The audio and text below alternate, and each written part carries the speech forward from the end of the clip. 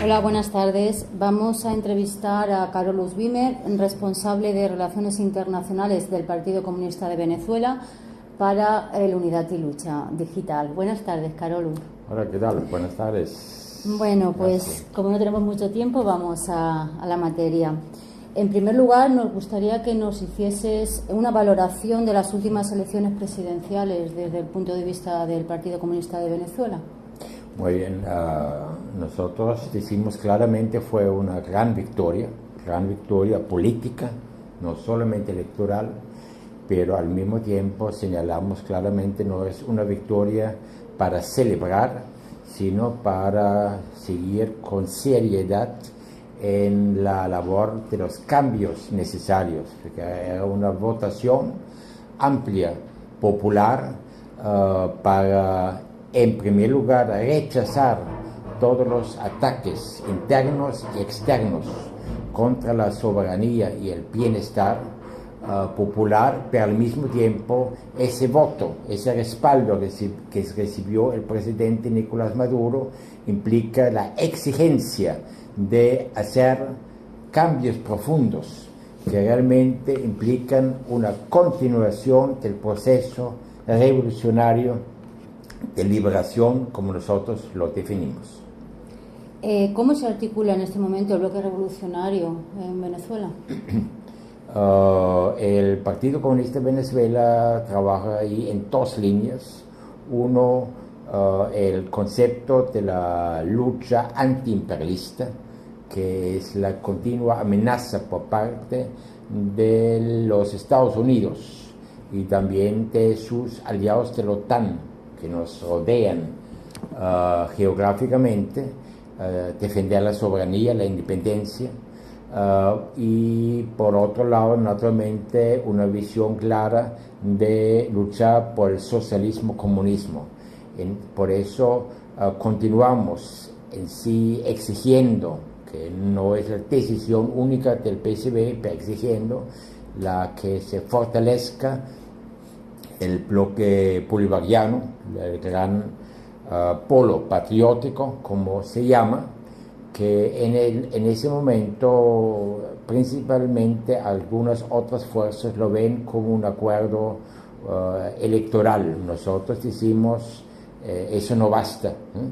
Pero muy bien, con esa visión antiimperialista, pero al lado el Partido Comunista de Venezuela desde hace 2 años está construyendo conjuntamente con muchas otras fuerzas el Frente Popular Antiimperialista y Antifascista.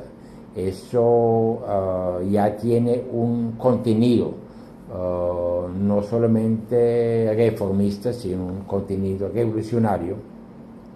Incluye, para decirlo corto, esos dos elementos. Primero el antiimperialismo, pero desde el año pasado también vimos claramente en todo un meses de contrarrevolución que se introdujeron elementos poderosos, entrenados, financiados desde el exterior del fascismo.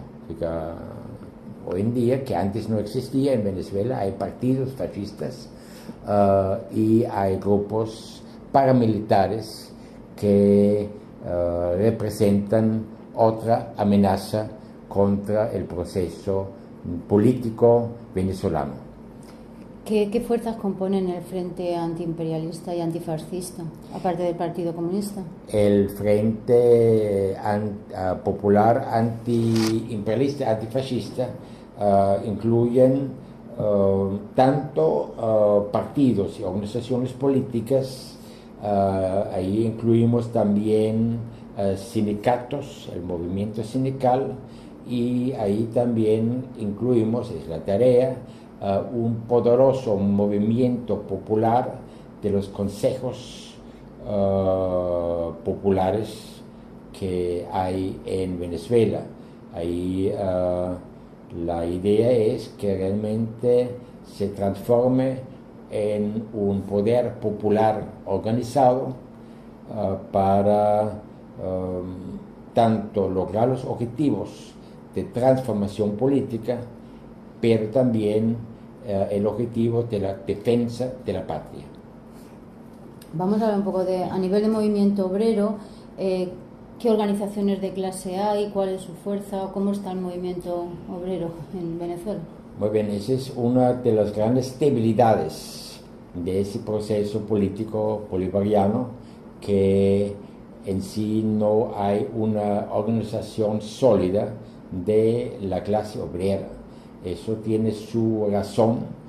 Tenemos que regresar al siglo pasado, donde en los años 80, cuando un gobierno socialdemócrata, reformista, quería imponer el modelo neoliberal, que es un modelo, como sabemos, capitalista, de extremas privilegios para el capital privado.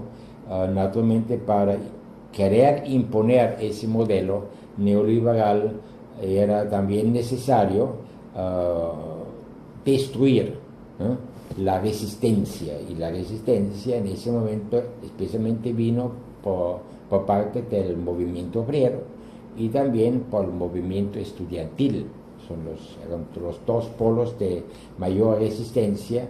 Eso muy bien fue atacado de dos formas: por un lado con la corrupción de los dirigentes sindicales y por otro con la represión contra cualquier forma de organización y de protesta por parte del movimiento obrero.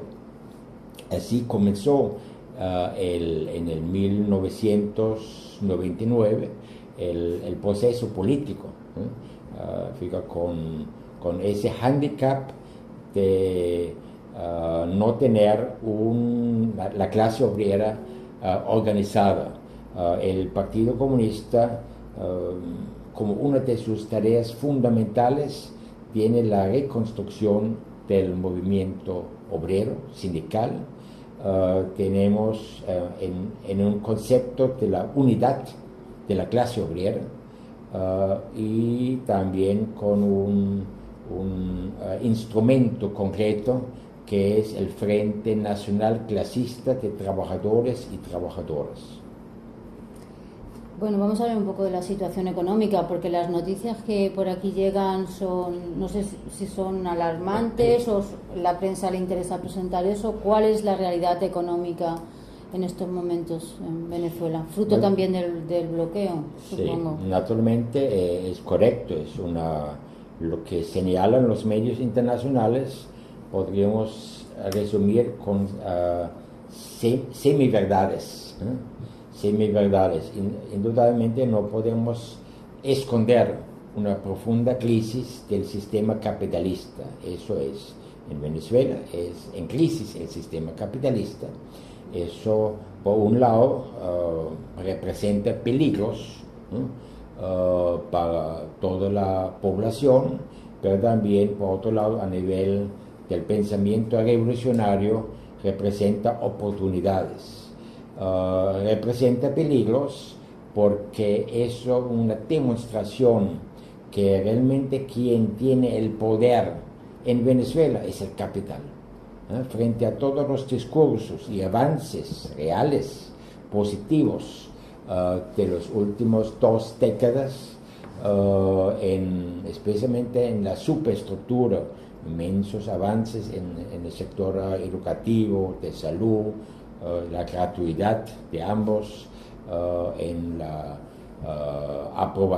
discusión y aprobación de una nueva constitución, en la inclusión de sectores que normalmente están excluidos en el sistema capitalista, especialmente los trabajadores, las mujeres, los pueblos indígenas, la atención de los sectores débiles en la sociedad, la incorporación de sistemas de pensiones a partir de 55 años para las mujeres y 60 años para los hombres. Muchas cosas positivas, pero que no se ha logrado realmente resolver la base económica, que finalmente en un Estado y en proceso revolucionario decide. Sigue la dependencia del petróleo, sigue la dependencia de la importación de gran parte de los artículos, inclusive que uno necesita en el hogar, y eso es exactamente el arma que actualmente utiliza la contrarrevolución, el brazo económico utiliza la contrarrevolución para intentar de destruir, frenar ese proceso popular. Ahí nosotros, reconociendo esa situación, pedimos en primer lugar el poder popular. Pedimos que la clase obrera, los trabajadores y trabajadoras realmente dirigen el proceso económico. Exigimos que ni un dólar más para la burguesía, para una burguesía no productora sino importadora. Exigimos una reforma total del sistema de contribuciones y impuestos. Significa el propio Partido Comunista de Venezuela tiene hace años luchando por propuestas concretas, pero indudablemente también choca contra intereses de sectores que quieren seguir disfrutando privilegios, que están en una u otra forma implicados en la corrupción, que están en una u otra forma ligados a sectores, intereses extranjeros. Por eso la situación económica es realmente grave para las familias. Eso tiene también el otro polo de los ataques del imperialismo, que piensa que con más hambre hay más posibilidad que el pueblo se levante contra el gobierno. Eso no se ha logrado.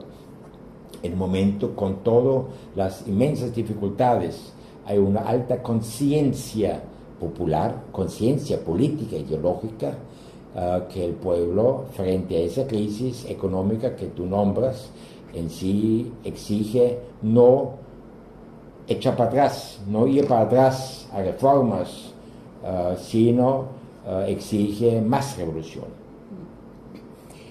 Bueno, hay también en el proceso de la construcción de la República Bolivariana otro elemento que aquí en la Europa occidental puede chocar, y es el tema de los militares y el papel de los militares que desde el inicio han estado con el proyecto. Tú has citado pues la importancia del pueblo organizado, la importancia de la participación popular, y bueno, valora un poco cuál es la situación en estos momentos del ejército, si sigue con el proceso, cómo va eso. Naturalmente no podemos idealizar en un sistema burgués, un Estado burgués. Naturalmente siempre la idea es que se utiliza las Fuerzas Armadas y otros sectores de la seguridad del Estado como fuerza represiva. Eso fue todo el ciclo anterior, vivimos eso. Con la llegada del comandante Chávez al poder, una de sus primeras expresiones fue: más nunca los soldados se van a enfrentar al pueblo. Y eso en sí es la esencia hoy de las Fuerzas Armadas.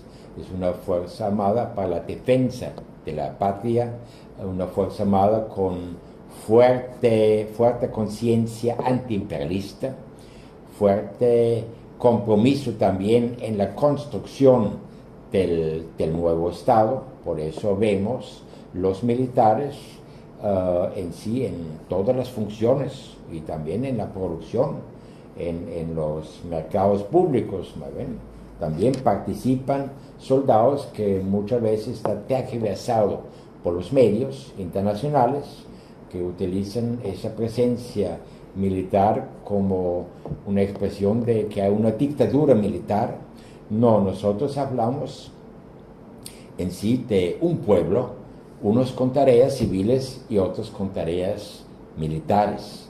Inclusive expresamos, si realmente avanza el proceso revolucionario hacia el socialismo-comunismo, de repente mañana cambiamos los uniformes, de repente yo tengo una tarea militar y el militar tiene una tarea civil, porque también en Venezuela las Fuerzas Armadas, todos los oficiales tienen profesiones, todos tienen formación universitaria. Por eso ahí vamos a encontrar naturalmente especialistas en las artes militares, pero también vamos a encontrar médicos, vamos a encontrar arquitectos, vamos a encontrar abogados, encontramos científicos. Significa hay esa visión clara que las Fuerzas Armadas tienen que estar al servicio de los intereses del pueblo. Como inicialmente dijimos, no podemos idealizar naturalmente el enemigo de clase, la burguesía nacional, pero también el imperialismo. Van a tratar de lograr divisiones en las Fuerzas Armadas, van a tratar corromper o intervenir para que las Fuerzas Armadas sean un instrumento de ellos, por ejemplo, para tumbar el gobierno democrático y electo. Pero mueven, eso es la lucha diaria de las fuerzas revolucionarias, que por un lado mueven esa lucha con el sector militar, por otro lado también la lucha con el sector obrero, trabajador. Es una lucha política ideológica, tenemos que ganarlo ideológicamente, y como yo manifesté hasta ahora, si todavía uno pregunta, el gobierno se mantiene a pesar de grandes amenazas continuas por parte de dirigentes civiles y militares de los Estados Unidos, de tumbar el gobierno, eso implica realmente que debemos continuar el trabajo, pero hay también una confianza en el que tanto los civiles como los militares tienen el mismo objetivo y la misma responsabilidad de adelantar, profundizar la revolución en Venezuela. ¿Nos podías hablar un poco del papel de Zapatero en el último proceso y anda ahí de mediador? ¿Cómo lo veis desde allí? Porque desde aquí, desde luego, levantar sospechas que la socialdemocracia, cada vez que se mete en un proceso, es obviamente para llevarlo en una dirección. Entonces, ¿cuál es la valoración del papel y cómo lo veis desde allí? Eso también es otro ejemplo de la dialéctica del proceso revolucionario. Indudablemente, en lo que pasa siempre en América Latina, es el dominio, la hegemonía exigen los Estados Unidos. Y hablamos de los Estados Unidos, hablamos de los monopolios, ¿no? Económicos que están detrás de ese poder político. Y Europa está en competencia, una competencia imperialista por todos los compartir o formar parte en la explotación de las inmensas riquezas que hay en Venezuela, por ejemplo, a nivel de petróleo, a nivel de gas, a nivel de minerales, a nivel de agua dulce, a nivel de biodiversidad, porque hay una lucha interimperialista sobre quién finalmente puede controlar y explotar esas riquezas. Eso es claro, pues otra vez no podemos tener ilusiones que simplemente viene un demócrata de Europa para hacer el bien para la población venezolana. Sin embargo, nosotros en esos grandes peligros que existen actualmente y amenazas que existen actualmente en Venezuela, de una injerencia directa militar, de una financiamiento, organización de tropas paramilitares tipo Siria, donde vivimos eso, donde hay peligro de la destrucción de un país completo, con inmensos sacrificios para el pueblo. Naturalmente, ahí consideramos que el expresidente español, Rodríguez Zapatero, es un aliado táctico. Independiente los intereses que tiene, muy bien, él intentó de adelantar un diálogo entre el gobierno venezolano y las fuerzas fascistas de la ultraderecha, de la oposición política. Nosotros en Venezuela no hay oposición democrática. Eso hay miles de pruebas. Que ellos plantean formalmente un golpe de Estado. Un personaje que está aquí en España, creo yo, Antonio Ledesma, que viene de la socialdemocracia, que recibió no sé por qué, la nacionalidad española en una forma inmediata. Planteó hace pocas semanas que si hay necesidad la muerte de 1 millón de venezolanos para recuperar la democracia, hay que hacerlo. Porque esa imagen realmente de la extrema derecha, de esconder el asesinato político de un pueblo, supuestamente para recuperar la democracia. Vemos ya el contenido de la política de la oposición venezolana, que ha fracasado durante 19 años. Eso también vemos ese logro, de realmente ni en un momento el pueblo venezolano apoyó esas posiciones extremas que se esconden bajo la libertad, bajo la democracia, etc. Y de esa forma valoramos positivamente la acción o actuación de Rodríguez Zapatero, y nosotros como Partido Comunista de Venezuela decimos, esas son decisiones del gobierno venezolano. Nosotros vemos las soluciones no a través de un expresidente español, sino a través de la lucha del pueblo, de la organización del pueblo, de realmente la toma del poder por la clase obrera, de los trabajadores. Pero naturalmente sectores reformistas buscan dentro del marco de la democracia burguesa esas salidas que repetimos, el momento lo consideramos que hizo acciones positivas en esa etapa táctica.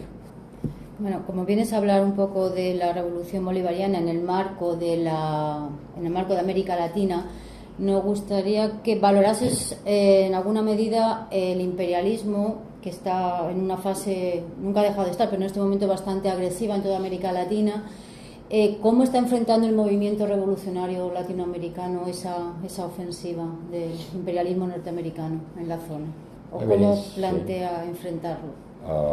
Naturalmente, ahí vemos en la política exterior de los Estados Unidos de Norteamérica, está dirigido con el concepto de la doctrina Monroe, que es un presidente que en 1823, significa casi 200 años atrás, planteó América para los americanos.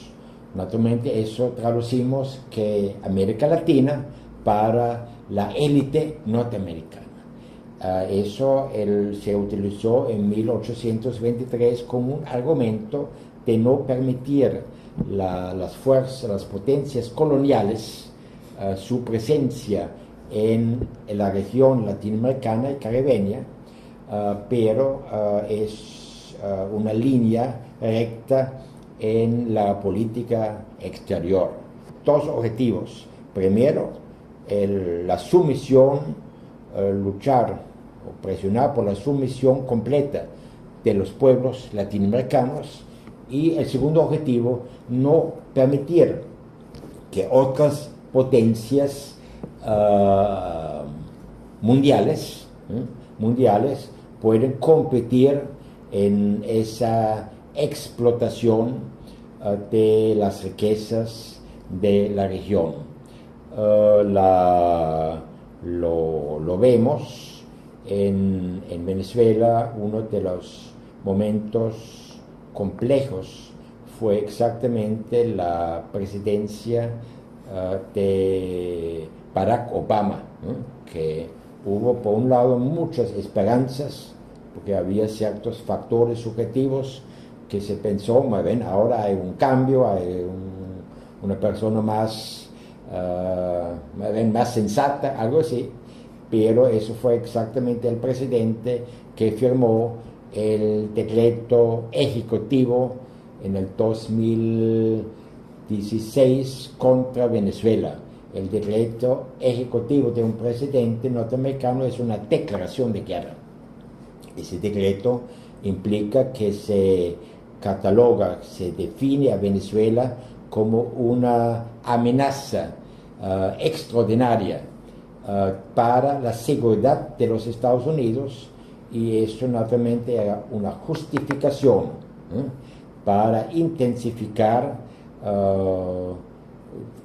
diferentes sanciones, que son sanciones económicas, sanciones financieras, sanciones científicas, tecnológicas, sanciones de transporte aéreo, por ejemplo. Ahí se cerraron muchas líneas aéreas. Fíjate, se quería y se sigue queriendo bloquear a Venezuela como similar al bloqueo de Cuba. Realmente aislarlo, que afectó gravemente, como antes señalamos, la economía venezolana. Eso trae inmensos problemas, sacrificios a la familia. Eso es un crimen de lesa humanidad, porque eso son sanciones dirigidas directamente a la familia. Son sanciones que afectan la salud y la vida de niños, de jóvenes, de adultos, de mayores. Y sentimos mucho, realmente, que en sí muchos gobiernos europeos acompañaron a los Estados Unidos en esa política de sanciones. A eso tenemos que claramente decir que no son sanciones contra el presidente, contra el gobierno, sino sanciones contra la población indefensa, y eso tenemos que rechazar totalmente, y ahí también pedimos solidaridad de todas las fuerzas de paz en Europa y en España. Realmente la gira la acabas de iniciar, ¿no? En Alicante, ¿o has sido antes a algún otro sitio? Porque yo iba a preguntarte un poco una valoración. Sí, aquí comenzamos. Entonces es difícil valorar cuando inicias, ¿no? Sí, pero sí. Bueno, por lo menos... La expectativa también. Exacto, sí, por eso las expectativas de la gira quizás sí. Muy bien, realizamos mucho la invitación por parte del Partido Comunista de los Pueblos de España, de una invitación para una gira política que nos lleva por diferentes ciudades españolas y también de las Islas Canarias. En ese sentido nos interesa, en primer lugar, explicar de nuestra parte la situación en Venezuela. Estamos claros, no queremos pintar las cosas en blanco y negro. Queremos especialmente con una información veraz explicar nuestra posición. Estamos a disposición también del debate, escuchar opiniones, críticas, observaciones, pero también queremos en ese momento conocer la vida real y la lucha real en el Estado español. Por eso a nivel de la conciencia revolucionaria, uno dice, nos compartimos, nos conocemos más ¿no? Creamos confianzas con los diferentes sectores que vamos a encontrar durante esa gira y que va a fortalecer los lazos de amistad entre nuestros partidos, los dos partidos, y otros sectores solidarios con el pueblo venezolano. Bueno, pues Carolus, muchas gracias por este tiempo y nada, que vaya bien la gira. Gracias.